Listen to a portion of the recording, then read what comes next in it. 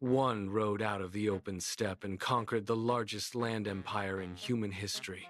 The other rode out of a poor Colombian village and built the largest criminal empire in modern history. One left mountains of skulls outside, burning cities.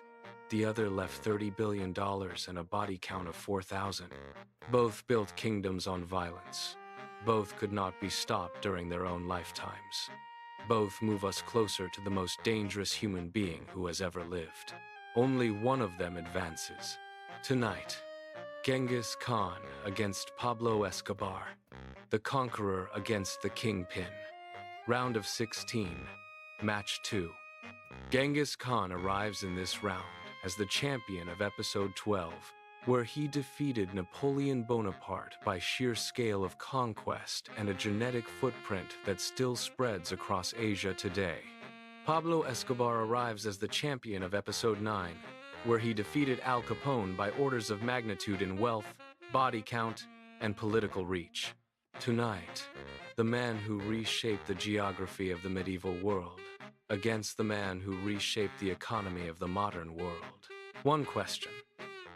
Who built the more dangerous machine? Welcome back to Evil vs. Evil, Monsters of History. The Tournament of Champions continues. This is episode 26. Born in the Khenti Mountains of Mongolia, in the year 1162, the boy who would become Genghis Khan was given the name Temujin, meaning iron. He was born, according to Mongol legend, with a clot of blood clutched in his fist, a sign that he would shed the blood of nations. His father, Yasuge, was a minor chieftain who was poisoned by Tatar enemies when Temujin was 9 years old. His clan abandoned the family on the steppe to die. His mother kept her children alive by digging for roots and trapping rodents. Temujin, even as a child, was already different. At 13, he murdered his older half-brother Begtur over a hunting dispute. At 15, he was captured and enslaved by a rival clan.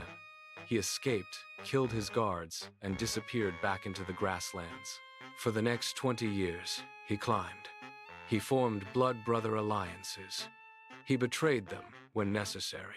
He earned a reputation as a ruler who would slaughter every man in a conquered tribe but adopt the women and children as Mongols. By the year 1206, he had unified every nomadic clan on the Mongolian plateau into a single nation. At a great council on the banks of the Onon River, he was proclaimed Genghis Khan, universal ruler. He was already 44 years old. The next 2 decades of his life would be among the most violent in human history. He turned south into the kingdom of Western Xia in northwestern China. He turned east into the Jin dynasty that ruled northern China. He turned west into the powerful Khwarezmian Empire that stretched from modern Iran to Afghanistan. In each campaign, the pattern was the same. He offered cities a choice: surrender and pay tribute, or be erased. Most cities refused. Most cities ceased to exist. The Persian city of Nishapur, which had insulted a Mongol envoy, was reduced to a flat plain. Mongol soldiers, according to surviving Persian chronicles, built pyramids of 170,000 human skulls outside the city walls. Samarkand, Bukhara, Herat, Merv, all reduced to ash. Estimates of the total dead during Genghis Khan's lifetime range from 20 million to 40 million people, in an era when the entire population of Earth was perhaps 300 million. By the time he died, in August 1227, on campaign against the Western Xia Kingdom, Genghis Khan's empire stretched from the Pacific coast of Korea to the borders of Eastern Europe. It was the largest contiguous land empire in the history of the world. He was buried in an unmarked grave, the location kept secret by his soldiers, who allegedly killed every worker and every witness on the way home. That was Genghis Khan, the boy from the steppe who taught the world a new definition of war. Born in Rio Negro, Colombia, in 1949, Pablo Emilio Escobar Gaviria was the third of 7 children born to a poor farmer and a schoolteacher in the mountains of Antioquia. His family was so poor that as a child he sometimes went without shoes. According to his mother, he once told her, when he was 9 years old, that if he was not a millionaire by the time he was 22, he would kill himself. He started small. He stole tombstones from cemeteries, sandblasted off the names, and resold them. He stole cars and ran a contraband operation moving cigarettes across the Colombian border. By his mid-20s, in the late 1970s, he discovered the product that would make him one of the richest men who had ever lived: cocaine. He built the Medellin cartel. At its peak, the cartel was smuggling 15 tons of cocaine per day into the United States and controlling over 80% of the American market. The American demand for cocaine in the late 1970s and 1980s was unlike anything any drug market had ever seen. Wall Street wanted it. Hollywood wanted it. The college students wanted it.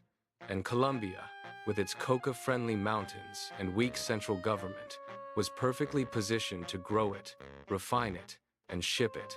Forbes magazine, in 1989, listed Pablo Escobar as the 7th richest man on earth, with an estimated net worth of $30 billion. He owned multiple mansions, a private zoo with hippos and giraffes, helicopters, jets, and submarines.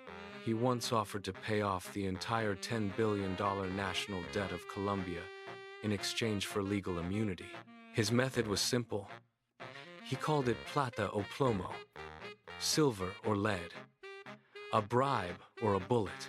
When the Colombian government refused his bribes, he declared war. He bombed shopping malls.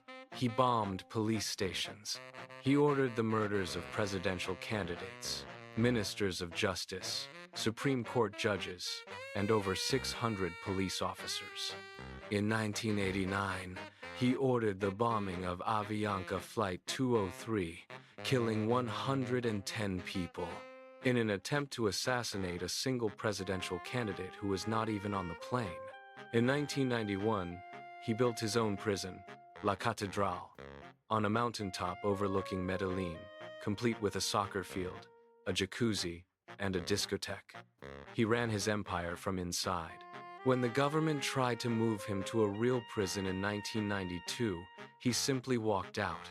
On December 2nd, 1993, after the largest manhunt in Latin American history, Escobar was tracked to a safe house and shot to death on a rooftop trying to flee. He was 44 years old. That was Pablo Escobar, the poor farm boy who built the largest criminal empire in human history. Now let us put these two empire builders side by side in the round of 16. Category 1. Body count. Genghis Khan's conquests killed somewhere between 20 million and 40 million people. Pablo Escobar killed approximately 4,000. The edge is Genghis, by 4 orders of magnitude. Category 2. Geographic reach.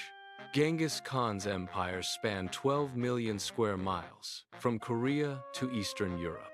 Escobar's empire spanned the cocaine distribution networks of North and South America, and reached as far as Europe and Asia through smuggling chains.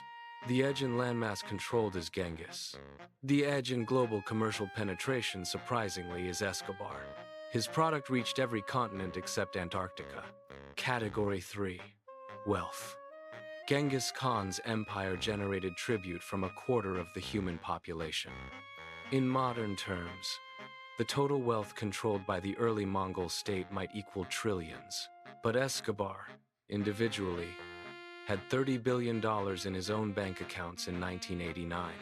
Adjusted for inflation, that is the personal net worth of more individual wealth than any single Mongol ever held. The edge in personal wealth is Escobar. The edge in state wealth is Genghis. Category 4. Capacity for greater damage. This is the tournament category. Genghis Khan died on campaign, with his next conquest planned but not yet executed. His sons and grandsons would extend his empire to the gates of Vienna and Egypt. Given another 10 years of his own life, he probably reaches both. Pablo Escobar died at his ceiling. He had already maxed out cocaine production, already alienated every major government on Earth, already lost his support inside Colombia. Given another decade of his life, he would have continued running the cartel until he was assassinated by his own lieutenants or extradited to the United States. His ceiling was much lower than he liked to believe. The edge in unrealized capacity, decisively, is Genghis. Category 5. Cultural staying power. Both men are universally known. Genghis Khan is a symbol of conquering ruthlessness. Escobar is a symbol of the modern drug lord. His image revived by Narcos and countless documentaries. The edge in pure historical permanence is Genghis. The edge in current pop culture footprint is Escobar, so the categories split 4-1 in favor of Genghis. But categories do not capture everything. Here is the wild card. What if Escobar had been born in 1162, leading a Mongol clan? He had the strategic intelligence, the willingness to use violence, and the personal magnetism. He might have become a powerful steppe warlord, possibly even a rival to Genghis. But he lacked the patience to unify the steppe across decades. He probably gets killed in his 30s by another warlord. Now, what if Genghis Khan had been born in 1949, in the Colombian mountains? With his ability to organize men, his ruthlessness, and his willingness to die before surrendering, he becomes the most dangerous narco-trafficker in human history. He probably builds an empire that makes Escobar look like an amateur. Each man was the version of himself his century allowed. The verdict: Genghis Khan advances. Pablo Escobar is eliminated from the bracket. The decision is not close. 20 million dead versus 4,000. 12 million square miles versus a regional supply network. Genghis Khan operated at a scale Escobar could never have approached, no matter how much cocaine he sold. But here is the part that should disturb you.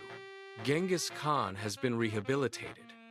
He is a national hero in Mongolia, his statue dominating the capital of Ulaanbaatar. He is taught in business schools as a model of decisive leadership. Pablo Escobar is universally remembered as a villain. The killer who killed 40 million human beings is on the Mongolian banknote. The killer who killed 4,000 is the bad guy in every story. Scale, it turns out, becomes its own form of camouflage. Genghis was the conqueror. Escobar was the kingpin. Genghis Khan moves on to the quarterfinals. Pablo Escobar is eliminated from the Tournament of Champions. Next episode: Joseph Stalin against Shiro Ishii, the Soviet ruler who weaponized famine against the Japanese general who weaponized disease. Two men who killed from desks. Round of 16, Match 3.